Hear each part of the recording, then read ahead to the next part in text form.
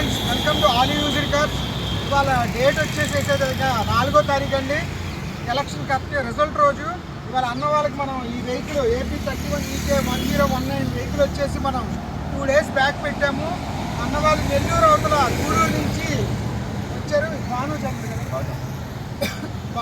గారు అండి. భానుచంద్ర గారికి వెహికల్ హ్యాండ్ ఓవర్ చేయడం జరుగుతుంది. వెహికల్ అయితే కనుక ఇది కాస్ట్ వచ్చేసి 5,60,000 కానీ అమ్మేశాము.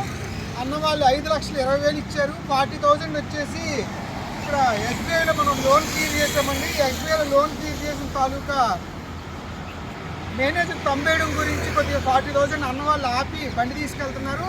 మేనేజర్ తంబేయంగానే 40,000 ఇచ్చి అన్న వాళ్ళు టోకెన్ తీసుకుని మార్చుకుంటారు.